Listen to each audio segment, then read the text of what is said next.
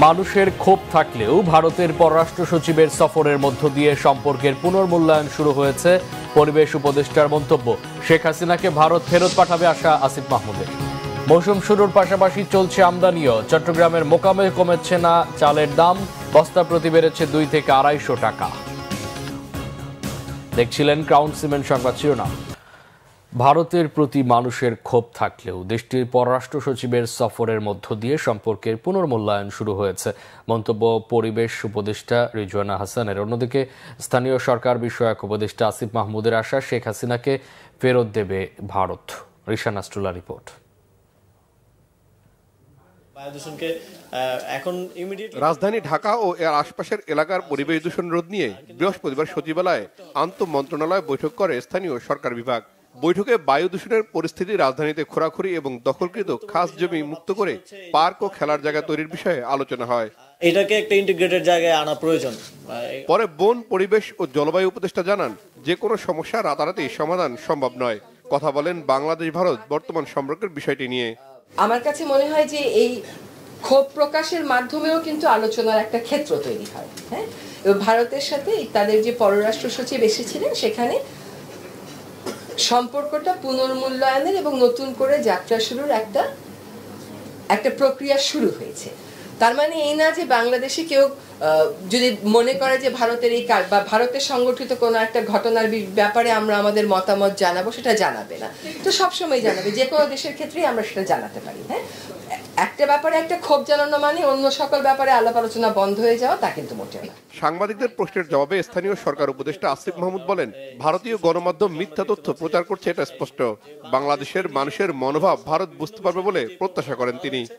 Propaganda যে করা হয়েছে, এটা ইন্টারন্যাশনালি ন্যাশনালি খুব স্পষ্ট একটা বিষয়, এবং এটা নিয়ে এখন আমি ভারতীয় কয়েকটা গণমাধ্যমেও এই পরিবর্তনটা দেখতে পেয়েছি যে তারাও এটাকে অ্যাড্রেস করছে। একজন গণহত্যাকারী ফ্যাসিস্ট, যার আসলে এই মুহূর্তে বিচার হওয়ার কথা, যার এখন কারান্তরীণ থাকার কথা, তিনি ভারতে অবস্থান করছেন এবং সেখান থেকে বিভিন্ন কর্মসূচি, বিভিন্ন বক্তব্য, বিদ্বেষমূলক বক্তব্য তিনি দিয়ে যাচ্ছেন। এই বিষয়টাকে বাংলাদেশের পক্ষ থেকে ভারতের পররাষ্ট্র সচিবকে বলা হয়েছে এবং তিনি সেটা ভারতে উত্থাপন করেছেন। আমরা আশা করি যে এই ধরনের কোনো বিদ্বেষমূলক বক্তব্য প্রচারে ভারত তাকে বাধা দেবে এবং যথাসময়ে বাংলাদেশের সাথে ভারতের যে বন্দি বিনিময় ট্রিটি আছে, সেই ট্রিটি অনুযায়ী তাকে বাংলাদেশে ফেরত দেওয়া হবে। বায়ু দূষণের ক্ষতি এড়াতে মাস্ক পরার বিষয়ে সাধারণ মানুষকে সচেতন থাকার পরামর্শ দেওয়া হয় বৈঠকে। তাহলে অনেকাংশে বায়ু দূষণ রোধ করা সম্ভব। রিশান আস্টুলা, বাংলাভিশন, ঢাকা। উত্তরের জেলাগুলোতে প্রতিদিনই বাড়ছে শীত। ঠান্ডা বাতাস আর ঘন কুয়াশায় দুর্ভোগে ছিন্নমূল ও খেটে খাওয়া মানুষ। থমকে গেছে স্বাভাবিক জীবনযাত্রা। আজকে দেশের সর্বনিম্ন তাপমাত্রা পঞ্চগড়ের তেঁতুলিয়া 8.4 ডিগ্রি সেলসিয়াস। প্রতিনিধিদের পাঠানো তথ্য, ছবিতে ডেস্ক রিপোর্ট। গত কয়েকদিন ধরে উত্তরের জেলা পঞ্চগড়ের তাপমাত্রা 12 থেকে 13 ডিগ্রির ঘরে ওঠানামা করলেও তা কমে বেড়েছে শীতের তীব্রতা। আবহাওয়া অফিস বলছে, এ জেলার সর্বনিম্ন তাপমাত্রা রেকর্ড করা হয়েছে 8.4 ডিগ্রি সেলসিয়াস। বইছে মৃদু শৈত্যপ্রবাহ।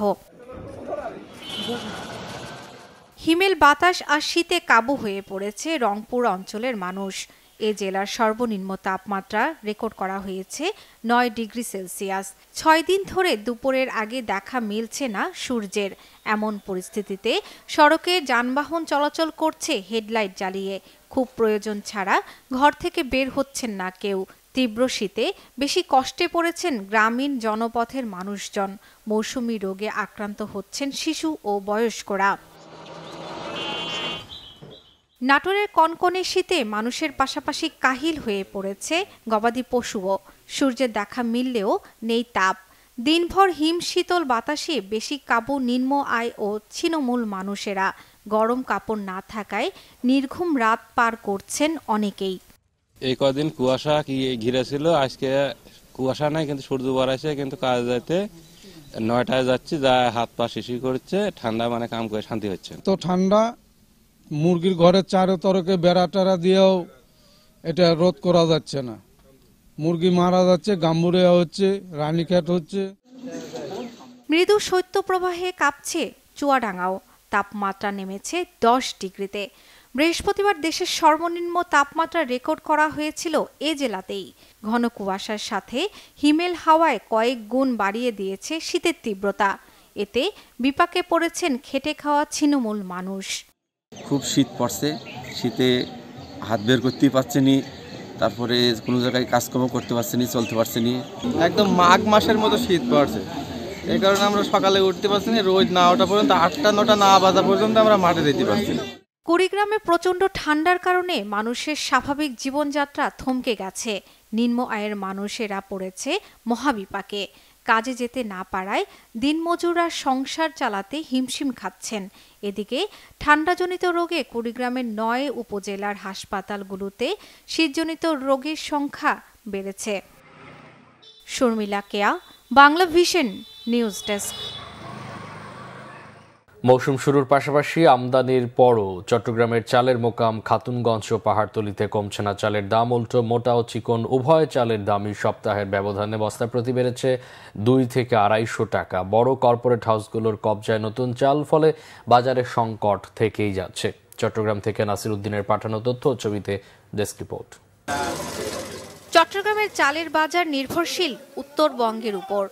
এবার ভরা মৌসুমেও নতুন চালের দেখা নেই চট্টগ্রামের চালের মোকাম খাতুনগঞ্জ ও পাহাড়তলীতে। উত্তরবঙ্গ থেকে আসা পুরনো ও নতুন চালের মজুত করেছেন ব্যবসায়ীরা। ফলে ভরা মৌসুমেও বাজারে চালের সরবরাহ না বাড়ায় চট্টগ্রামের পাইকারি বাজারে আগের চেয়ে বস্তাপ্রতি 2 থেকে 250 টাকা বেড়েছে চালের দাম। পাকা ধান ঘরে তোলার মৌসুম শুরু হলেও চলতি সপ্তাহে দাম কমার কোনো লক্ষণই নেই। পাইকারি বাজারের এই বৃদ্ধির প্রভাব পড়েছে খুচরা বাজারেও। চালের বাজারের এই ঊর্ধ্বগতিতে বিপাকে সাধারণ মানুষ। ওই যে সকাল থেকে পর্যন্ত 250 টাকা বাড়া মারছি, চালের দাম তো বাড়তি আছে। 40 টাকা চাল 60 টাকা খাই, আলুর কেজি খাই 60 টাকা, লব্বসার কেজি খাই 100 টাকা, সব জিনিসের দাম বাড়তি। সিন্ডিকেট বলতে কিছু নেই জানিয়ে পাইকার ব্যবসায়ীরা বলছেন উত্তরবঙ্গ থেকে সরবরাহ না বাড়ায় চালের বাজার ঊর্ধ্বমুখী। আমাদের দেশে লোকাল ক্রপ বেরিয়েছে, এই লোকাল ক্রপের কারণে ইন্ডিয়া থেকে মালটা কস্টিং আসছে না। সিন্ডিকেট দিলাম কি ধানের বাজার বেশি, তো এই কারণে চাউলের বাজারটা একটু বেশি। 2180 টাকা, এখন 2250 টাকা। পুরানিরই চলে গেছে, গত সপ্তাহ ছিল 2100, এখন 2350 টাকা। এদিকে চাল ব্যবসায়ীরা বলছেন আমদানিতে নানা বাধ্যবাধকতা, ব্যাংকের অস্থিরতার কারণে চাল আমদানিতে অনীহা তাদের। তাই চাল আমদানির প্রচুর অনুমোদন নিলেও আমদানি হয়েছে বেশ কম। সেই সাথে বড় কর্পোরেট হাউসগুলো বিপুল পরিমাণ চাল নিজেদের কবজায় নিয়ে যাওয়ার বাজারের সংকট দেখা দিয়েছে। কিছু মজুতদার আছে, যারা বড় বড় মিলার আছে, তারা কিন্তু নতুন ধান সংগ্রহ করে স্টক করে ফেলে। এগুলি যদি সরকারে মনিটরিং করে তাহলে ইজি হয়ে যাবে, আর নাহলে মনে করেন সুযোগ থাকলে ওগুলি থাকবে। দাম কমার সম্ভাবনা এই মুহূর্তে আগামী 1 মাসের ভিতর দাম কমবে বলে আমার মনে হয় না। চালের আমদানির শুল্ক 15% পাশাপাশি রেগুলেটরি শুল্ক 5% নির্ধারিত ছিল। 1 নভেম্বর 2% অগ্রিম আয়কর রেখে সরকারি আদেশে শুল্ক প্রত্যাহার করা হলেও তার কোনো প্রভাব নেই বাজারে। Bangla vision news desk. এই ছিল এখনকার মতো। পরে সংবাদ সকাল 11টায়। এছাড়া বাংলা ভিশন সংবাদ ও সংবাদ সংশ্লিষ্ট অনুষ্ঠান দেখতে ভিজিট করুন www.bvnews24.com ও facebook.com/banglavisionnews এবং সাবস্ক্রাইব করুন youtube.com/banglavisionnews। এতক্ষণ সাথে থাকায় অসংখ্য ধন্যবাদ।